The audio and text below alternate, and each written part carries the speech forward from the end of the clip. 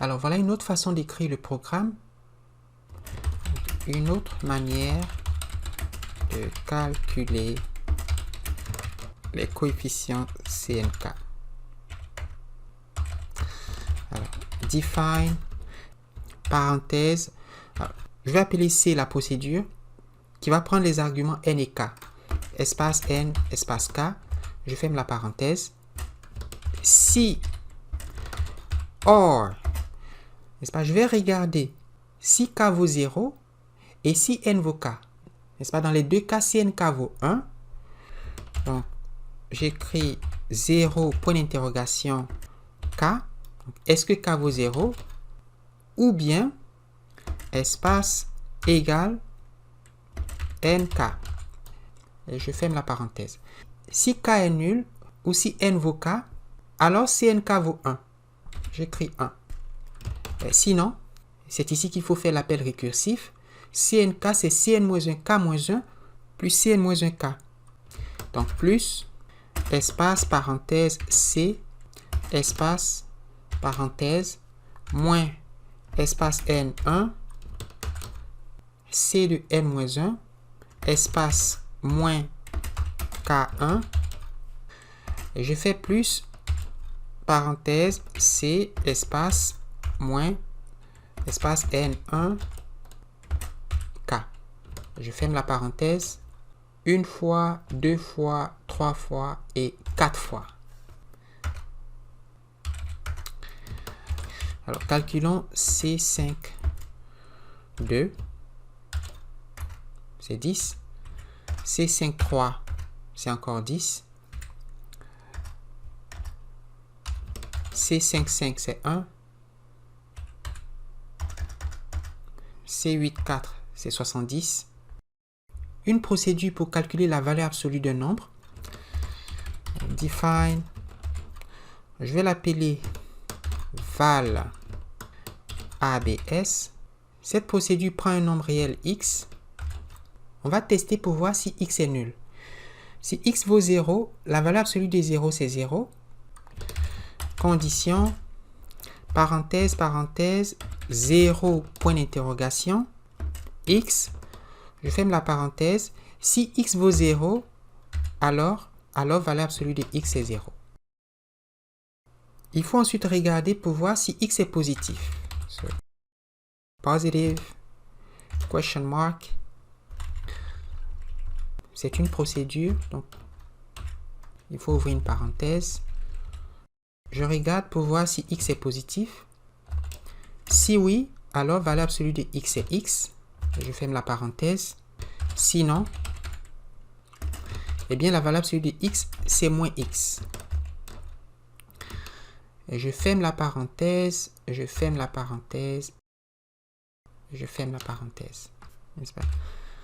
Donc ça, c'est cas où x est négatif.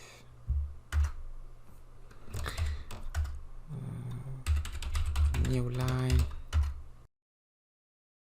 Calculons la valeur absolue de, on va dire, 85. La valeur absolue de 85, c'est 85. La valeur absolue de moins 85, c'est 85. La valeur absolue de 0, c'est 0. La valeur absolue de 1,58, c'est 1,58. Alors, voici une procédure qui calcule la factorielle d'un entier n. On va utiliser une définition récursive de factoriel n qui s'écrit n multiplié par n-1 factoriel. Factoriel 5, c'est 5 fois 4 factoriel. Factoriel 3, c'est 3 fois 2 factoriel. Factoriel 10, c'est 10 fois 9 factoriel. Donc, define, j'appelle factoriel, la factorielle de n. Quand n vaut 0, la factorielle de n, c'est 1. Il faut donc regarder le cas où n est nul. Donc, si, parenthèse, 0, point d'interrogation n, si n vaut 0, alors factorielle de n égale à 1, espace, sinon, Eh bien, factoriel de n, c'est n multiplié par la factorielle de n-1. Donc, multiplier espace, je vais multiplier n par espace factoriel. Je fais un appel récursif de la procédure factorielle avec l'argument n-1. Donc, moins espace n1. Ferme la parenthèse. Une fois, deux fois, trois fois, quatre fois. J'ai oublié d'ouvrir la parenthèse pour factoriel. Et donc, il faut fermer la parenthèse. Alors, faisons factoriel de 3. C'est 3 fois 2 fois 1 qui fait 6. Factoriel de 10. Factoriel de 5. 5 fois 4, c'est 20. Fois 3, c'est 60. Fois 2, c'est 120. Fois 1, c'est 120. Donc, factoriel de 5 égale à 120. Factoriel de 0, c'est 1. Factoriel de 1, c'est 1. On va écrire une procédure qui calcule le nème terme de la suite de Fibonacci. Calcul du nème terme de la suite de Fibonacci. On sait que pour les entiers n inférieurs ou égaux à 1, Fibonacci de n vaut 1. Et pour les termes suivants, on a vu l'équation de récurrence. F de n égale à f de n-1 plus f de n-2. N'est-ce pas? Alors, on va définir. Je vais l'appeler Fib. C'est la procédure qui prend un argument n et teste. Alors, on va tester pour voir si n est inférieur ou égal à 1. Donc, j'ouvre une parenthèse. Inférieur égale n1. Je demande si n est plus petit ou égal à 1. Si oui, alors Fibonacci de n vaut 1. Ben sinon, Fibonacci de n, c'est la somme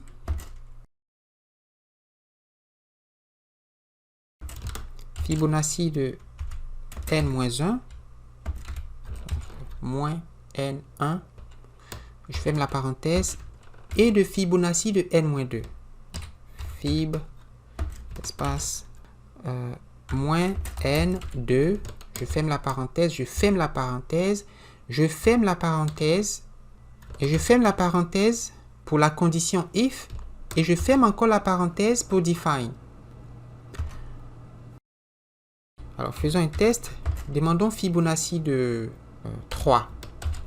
Le troisième terme de la suite de Fibonacci, et c'est 3. Le cinquième terme vaut 8. Le 10e terme vaut 89. Le premier terme vaut 1. Le deuxième terme vaut 2.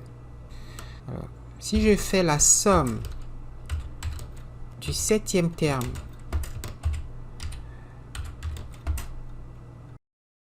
et du 3e terme, alors si je divise